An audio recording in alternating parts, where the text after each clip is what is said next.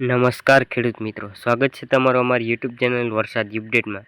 તો મિત્રો, તમે જોઈ શકો છો કે આગામી સમયમાં બંગાળની ખાડીમાં એક નવી સિસ્ટમ બનવા જઈ રહી છે, જે સીધી ગુજરાતને ફાયદો કરવા જઈ રહી છે મિત્રો। તો આપણે જોશું કે હવે આગામી સમયમાં ગુજરાતમાં ભારેથી અતિ ભારે વરસાદનો નવું રાઉન્ડ ક્યારથી ચાલુ થશે અને આવતી આપણે આજથી કયા કયા વિસ્તારોમાં વરસાદનો વધારો થવાની સંભાવના છે અને કયા કયા વિસ્તારોમાં વરસાદ પડશે તેની વાત કરશું। પણ તે પહેલાં જો તમે અમારી ચેનલમાં નવા હોય તો સબસ્ક્રાઈબ જરૂરથી કરી લેજો મિત્રો। તો મિત્રો, આપણે આજની વાત કરીએ તો 19 તારીખની વાત કરીએ તો ખાસ કરીને મિત્રો સવારના સમયે ખાસ કરીને ઘણા બધા એવા વિસ્તારોમાં વરસાદ પડવાની સંભાવના હોય છે, ઝાપટા રૂપે વરસાદ આવવાની સંભાવના રહી છે, જેમ કે મોરબીના વિસ્તારો છે મિત્રો, રાજકોટના વિસ્તારો છે, આ બધા વિસ્તારોમાં વરસાદ આવવાની સંભાવના રહી છે મિત્રો। જામનગરના વિસ્તારો છે મિત્રો, ઓખા છે, ભુજ છે, નલિયા છે, રાજપુર છે, મહેસાણા છે, વડોદરા છે, આ બધા વિસ્તારોમાં મિત્રો કોક વિસ્તારોમાં ઝાપટા રૂપે વરસાદની આવવાની સંભાવના રહેશે। કેમ કે આપણે 18 તારીખે જોયું કે ઘણા બધા વિસ્તારોમાં ભારે વરસાદ પડ્યો, જેમ કે વલસાડના વિસ્તારો છે, ભાવનગરના વિસ્તારો છે મિત્રો, મહુવાના વિસ્તારોમાં વરસાદ સારો એવો પડ્યો છે મિત્રો, એટલે કે ઘણા બધા એવા વિસ્તારોમાં સારામાં સારો વરસાદ પડ્યો। મોરબીમાં પણ સારામાં સારો વરસાદ પડ્યો, હળવદ છે, ધાંગધ્રા છે, મોરબીના વિસ્તારોમાં પણ સારો વરસાદ પડ્યો, એટલે કે વરસાદનો નવો રાઉન્ડ આવી રહ્યો છે। તો મિત્રો, આજથી જ 19 તારીખથી જ સારામાં સારો વરસાદની નવો રાઉન્ડ ચાલુ થશે, એટલે કે વધારો થવાની ફૂલ સંભાવના। તો મિત્રો, હવે બપોર પછીની વાત કરીએ તો મિત્રો 2-2:30 વાગ્યાના આડાગાળાના સમયે તમે જોઈ શકો છો કે વાદળા આખા ગુજરાતમાં છવાયેલા જોવા મળશે, એટલે રાપરમાં પણ ભારે વરસાદની આગાહી હશે, અમદાવાદમાં પણ ભારે, રાજકોટમાં પણ ઓખા છે, સુરત છે, વલસાડ છે, નવસારી છે, ભાવનગર છે, રાજકોટ છે, મોરબી છે, સુરેન્દ્રનગર છે, જામનગર છે, આ બધા વિસ્તારોમાં બપોર પછી વરસાદ પડવાની સંભાવના રહી છે। ઘણા બધા વિસ્તારોમાં ભારે વરસાદ પણ પડવાની સંભાવના રહી છે અને હળવદથી મધ્યમ વરસાદની આગાહી છે મિત્રો। ભારેથી પણ અતિ ભારે વરસાદની નથી આગાહી, એ આગામી સમયમાં ભારે વરસાદની 25 તારીખ પછી નવો રાઉન્ડ આવી રહ્યો છે, ત્યારથી ભારેથી પણ અતિ ભારે વરસાદની આગાહી કરવામાં આવશે।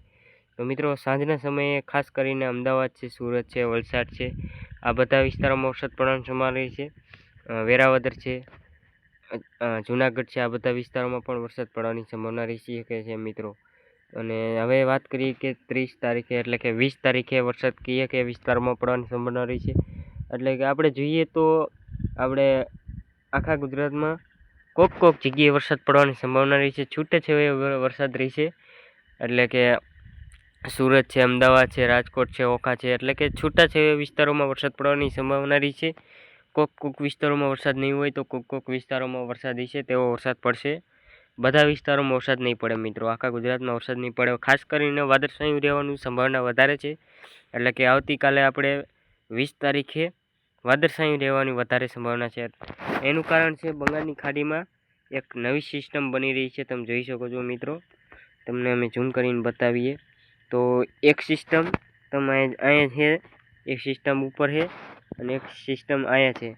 તો મિત્રો, આ બધી સિસ્ટમ ભેગી થઈને એક સિસ્ટમ મોટી બનશે અને તે સીધી જ ગુજરાત તરફ આવશે, તે જે મોટો ફાયદો આપણને કરાવશે।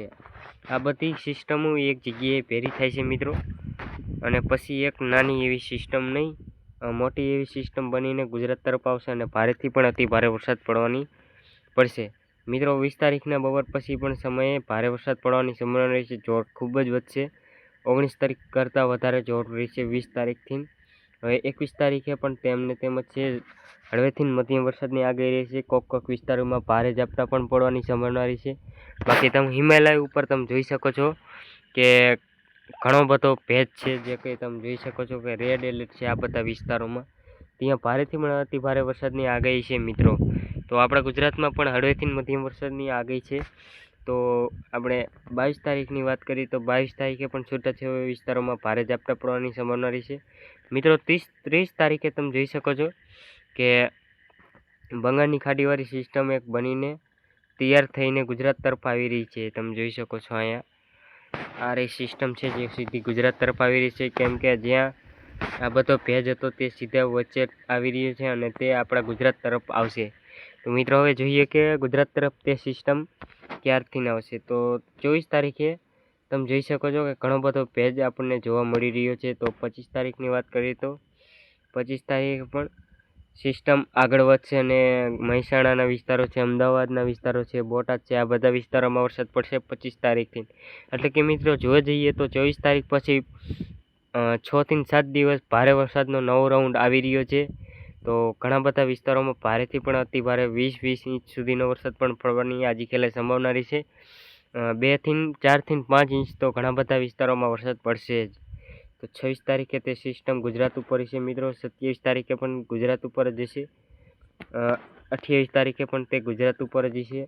29 તારીખે પણ કચ્છ તરફ જઈ રહી છે. એટલે કે બનાસકાંઠાના મહેસાણાના વિસ્તારો છે, પાટણ છે, સુરેન્દ્રનગર છે, દ્વારકા છે, જામનગર છે, મોરબી છે, કચ્છના ભુજ છે, ઓખા છે, આ બધા વિસ્તારોમાં વરસાદ પડવાની સંભાવના રહી છે.